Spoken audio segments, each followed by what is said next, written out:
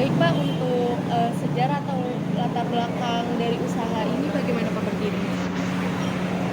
Ratu Penyet itu berdiri tahun 2009. Awalnya saya mendirikan usaha ini di Pujasera. Pujasera itu tempat pusat jajanan serba ada. Jadi tepatnya tadinya di Jalan Tuparet. Kemudian tahun 2014 saya berkembang lagi sehingga pindah ke yang tadinya satu lokasi terdiri dari beberapa kios menjadi saya usaha mandiri.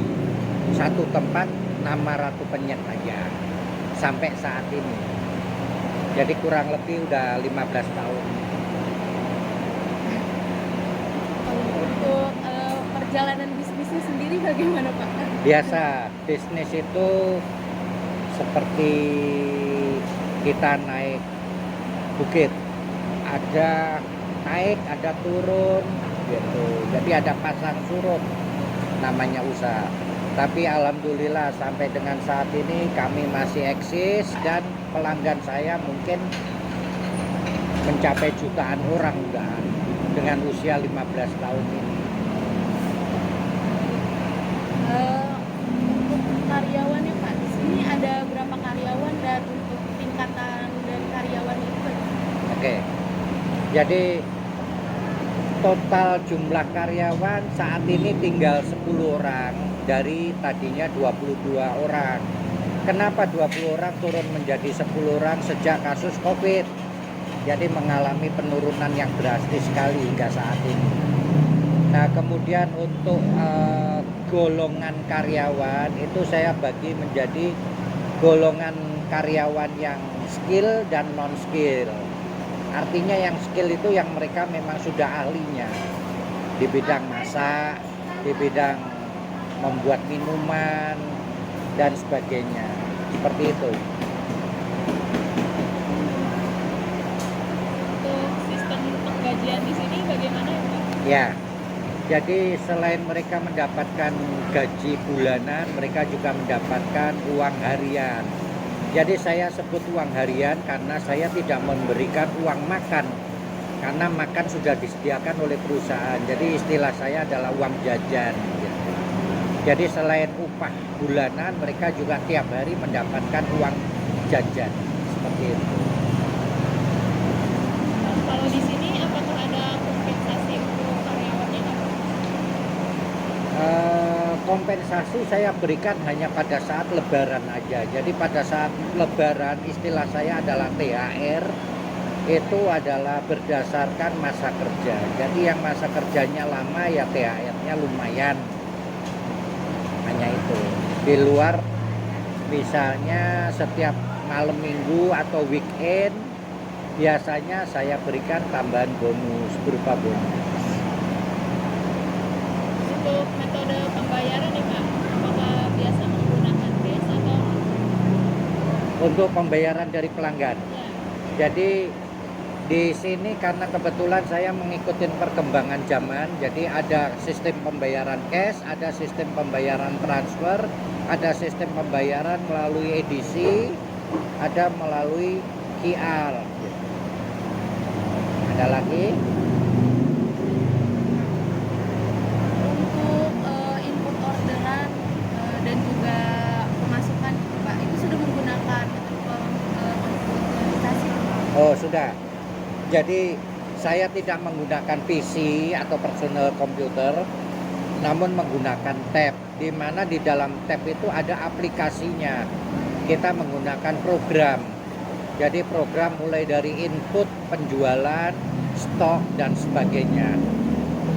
Udah menggunakan sistem komputerisasi, sistem digital kalau saat ini boleh dibilang. Kalau ada yang mau melamar nih Pak, ciri-ciri buat melamar itu harus bisa apa gitu Pak? Ya, jadi lowongan kerja yang eh, lowongan kerja yang kita buka itu kita sesuaikan dengan apa yang kita saat ini sedang butuhkan. Misalnya aja loker tersedia untuk kasir misalnya. Nah, tentu kasir itu untuk menjadi seorang kasir ada kriterianya. Harus jujur. Jujur kayaknya agak abstrak. Harus pandai berhitung. Sehingga mesti ngikutin tes secara matematika gitu. Seperti itu kurang lebih. Ada lagi? Kalau untuk ini Pak, tahapan dari untuk perekrutan karyawannya itu Pak, itu dimulai dari mana? Ya, jadi karena ini masih perusahaan keluarga, boleh dibilang belum profesional lah ya. Jadi semua itu masih sistem otodidak, pelatihan secara apa ya, berdasarkan pengalaman. Jadi pelatihannya itu melalui pengalaman.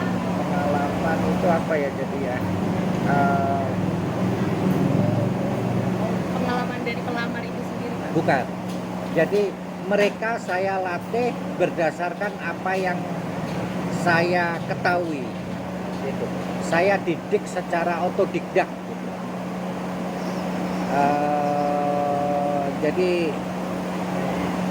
apa ya istilahnya ya?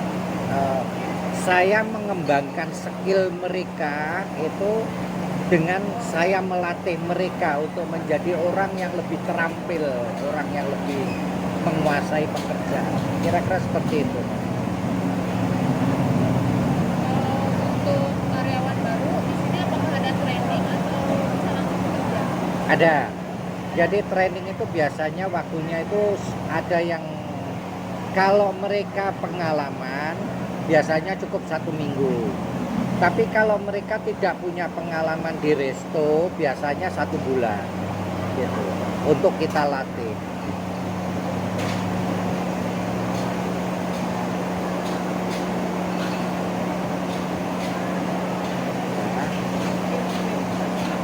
Baik Bapak. Ya, Oh, iya. baik. Ya, terima kasih Bapak. Sama-sama, semoga sukses ya tugasnya, pekerjaannya, sekolahnya. Amin.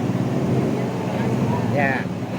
Will we stay the same? Do you know what love is? Do you know what love is like? Do you know what love is? Will we stay the same? Do you know what love is? Do you know what love is like? Do you know what Oke baik, jadi kami akan membawakan hasil wawancara kami, hasil kunjungan kami yaitu kunjungan UMKM di Ratu Penyet Karawang. Jadi Ratu Penyet Karawang ini ada di Jalan Arif Rahman Hakim, tepatnya di Karawang Kulon. Nah, Ratu Penyet ini berdiri sejak tahun 2009. Ownernya itu bernama Pak Budi. Jadi awalnya ini Ratu Penyet ini berada di Pujasera, tepatnya di daerah Tuparep. Kemudian pada 2014 ini, usaha ini mulai berkembang dan membuka cabang di beberapa tempat. Untuk jumlah karyawannya ada 22 orang, tetapi dikarenakan ada kasus pandemi COVID kemarin, karyawannya berkurang menjadi 10 orang dan terus berkurang. Nah, untuk jam kerjanya di UMKM Ratu Penyet ini, jadi jam kerjanya ini sistemnya full time, karyawan itu masuk dari jam 9 pagi hingga jam 10 malam. Untuk liburnya, mereka libur selama 2 minggu sekali. Nah, kemudian untuk tingkatan karyawan ini dibagi menjadi non-skill dan tingkatan skill. Jadi yang skill ini yang artinya mereka sudah punya kemampuan dasar membuat minuman, memasak, dan juga kemampuan lainnya. Lalu training itu Lalu karyawan ini di-training, dilakukan berdasarkan kemampuan dari karyawannya itu sendiri, pelamar itu sendiri. Jika pelamar sudah berpengalaman, maka trainingnya hanya dilakukan selama 1 minggu. Tetapi jika pelamar belum memiliki keahlian, itu trainingnya bisa berlaku sampai 1 bulan. Selanjutnya, jika ingin melamar pekerjaan, lowongan kerja yang dibuka pada UMKM Ratu Penyit ini disesuaikan dengan apa yang sedang dibutuhkan. Misalnya, lowongan kerja tersedia untuk kasir. Tentu pelamar harus mengerti bagaimana cara mengolah uang, serta harus pandai berhitung dan sebagainya. Adapun cara penilaian setiap pelamar, penilaian dengan cara melihat langsung pada kinerja atau keahlian karyawan, serta kemudian jika ada kekurangan dilakukan pengembangan dengan cara pelatihan. Karena ini masih perusahaan keluarga, jadi masih belum profesional. Semua tahapan perekrutan masih berjalan secara otodidak atau pelatihan dengan cara pengalaman ownernya sendiri.